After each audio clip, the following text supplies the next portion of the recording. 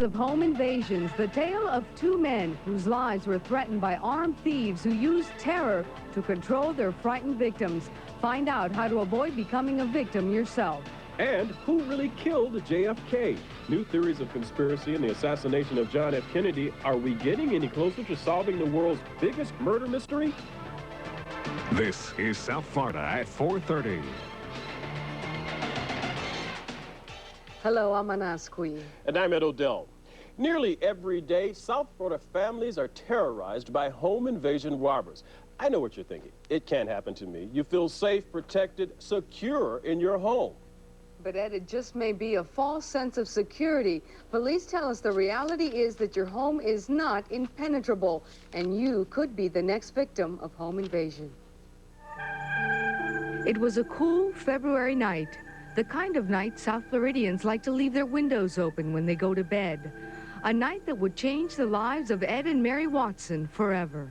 I woke up to the two flashlights shining in my eyes, and what I felt in the side of my right temple, I didn't see it, but it felt hard like a gun, and the fellow said, you know, if you make a move, I'll blow your brains out.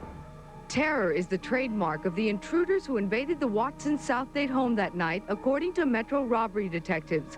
Convicted robbers just out of prison on early release, they formed a gang of 9 and called themselves the Florida Jack Boys, stalking the area between Southwest 128th to 176th Street east of the highway. We found out that they were picking the houses at random. They would drive down the street, and if it looked like a house that at that point struck their fancy, they would hit that house. They said, put your head under the pillow, which I did, and I stayed there, and the overhead light went on in the bedroom after I put my head under the pillow, so I assumed somebody was watching me.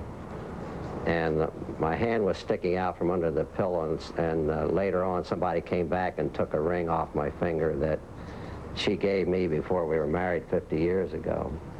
There was a lot of racket, you know, with the pulling out of drawers and spilling of stuff, and so I just waited until things quieted down, and then another, what I estimated 10 or 15 minutes, and then got up, poked my head out from under the pillow, and they were gone. Also gone were 4 TVs, the VCR, jewelry, the car. They even took furniture in the half hour they ransacked the house. In the Watson case, they took virtually a truckload of furniture, which we later found at their residence that they had used to furnish their apartment, which they had rented the months before. Experts liken robbery to rape, leaving victims feeling violated.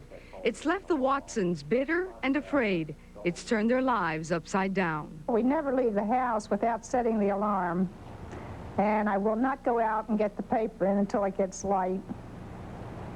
So I'm scared to go out at night, really. The quality of life in Dade County has definitely gone downhill considerably, in my opinion. We've been in Miami since 1945. We've been in this house 32 years and never had anything happen to us.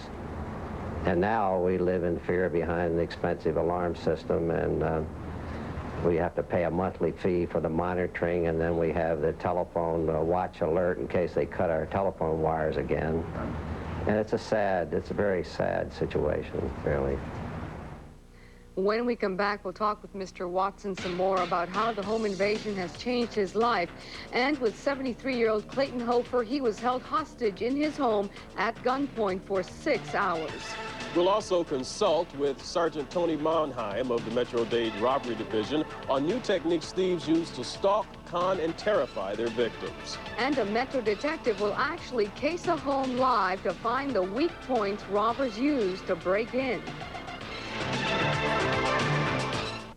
Our topic today, home invasions. How can you avoid becoming the next victim? Well, throughout the rest of this program, Detective Travis Ogle of Metro-Dade Police will be casing a South Florida home looking for weak points thieves might find to get in. Detective Ogle, what are you looking for? Yeah, we're here at a typical South Florida home, and we're going to be walking around the residence and looking at the house for weak points in a manner similar to the way a burglar might do this when he's casing a place to see that he might want to hit. Okay, go to it. I have a hunch you're going to find some way to get in. We'll check back with you in just a few minutes, Ed. Okay. Also joining us, Ed Watson, whose story you saw earlier. Mr. Watson, it's been several months since the break-in at your home. How has it changed your life?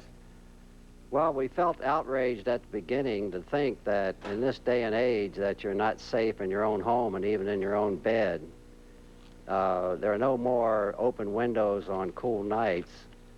And of course, as my wife said, we live in fear behind an expensive alarm system. And we have to be constantly aware of the status of the alarm system so that we don't trigger any false alarms. We have to warn one another when we go to bed at night that the alarm is on. So Mr. Watson, just last week, 73-year-old Clayton Hoffer was attacked in his apartment. He joined you. Here's how he described what happened. I was sitting here in an upholstered chair, my feet on a footstool, reading the Miami Herald, when I heard this voice say, "Don't move, don't make a sound, or I'll blow your head off." That was here on a TV Hoffer table. spent 6 hours bound, gagged, and held at gunpoint as thieves literally emptied his Hollandale apartment. Mr. Hoffer joins us now. Have you been able to retrieve any of your belongings at this point, Mr. Hoffer? No. No? Nothing. What are they saying to you at all? Well, they're really not saying anything. I think everybody's give up. Did you Gone. Gone. Did you think this could happen to you? Not before. Now I realize it could happen to anybody. It could happen to me again, yes. You think it can happen to anybody out there? Certainly could. There's more of them than there is of us. We live behind locked doors, behind bars. They're walking the streets. Well, now, tell the audience out there what it feels like to sit there held hostage by these robbers for 6 hours at gunpoint. It's terrifying. Well, you're terrified. You're terrified that he might carry out a threat of blowing your head off. You're terrified he might accidentally blow your head off. Well, I'm going to come back later and ask you about, do you think you did anything wrong? But we have another guest we want to introduce, Anna. Sergeant Tony Monheim from the Metro Dade Police Robbery Division is joining us now. In retrospect, what were the mistakes that Mr. Watson and Mr. Hoffer made? I don't think Mr. Watson made any mistakes. The robbers, the Florida Jack boys, picked houses in which they knew that the people would be asleep. They picked the houses at random. They cut the telephone lines and awakened the people from a deep sleep. I don't think there's any way that you can prevent anything like that happening, with the exception of what Mr. Watson has done now, and that is to acquire an alarm system for his home. Here, Mr. Watson is saying he's not going to sleep with his windows open anymore. Now, that's not a realistic recommendation for the people of South Florida, is it? I think it is. I don't sleep with my windows open, and I wouldn't recommend that anyone sleep with their windows open. If you do, you have only a flimsy screen that separates you from these robbers, and it's very easy for them to get in, provided that you don't have an alarm system. There are systems that utilize the screen as part of the alarm, and you can have it wired up to the screen. So in that situation, you could leave your windows open, but I wouldn't advise it either. Well, that really sounds really scary. Now you say that breaking in through a screen window or busting through your back door are not the only ways for these robbers to get in. What are some of the scams going on lately? No, that's true. They may pose as delivery men, which is a common occurrence, pose as flower delivery men, cable repairmen, UPS delivery people. Other ways in which they gain entry is to break into a car that may be parked in the driveway and take the garage door opener from the car, then open the garage door, gain entry to the garage, close the garage door, and they have plenty of time to break into your home via the adjacent garage door inside. So actually, that's the MO right now for the so-called cat-eyed rapist who's still on the loose, isn't it? That's correct. I believe he's done 3 or 4 in that manner. He has also cut screens and entered through screens. He's also used what we believe to be a chisel to chop, completely chop a lock out of a side door and entered by that means. So you're saying that cable operators, those people, what do you do? Do you call up the cable company, FPL? Exactly. Ask for proper identification. Most FP&L workers and cable operators at this point have picture ID or some type of ID. Have them provide you with their name, ask them what the phone number is of the company, and call the company and ask whoever's in charge if in fact that person should be at your doorstep asking to repair your cable or deliver you flowers or deliver a UPS package to you. I know it's a sad commentary on today's way of life, but it's a necessary way to react. Anna, Detective, I'm sure that a good thief could have gotten into a house by now, so we're going to go back out to Detective Ogle. Detective Ogle, have you found anything? Yes, I have. As a matter of fact, one of the first things that a burglar is going to look for when he cases a house is he's going to try to see if there's any concealment that's available to him. In this particular residence, I'd like you to take a look at the masonry work that conceals the hardware and the lock mechanisms on the front door. There's a new concept in crime prevention called crime prevention through environmental design.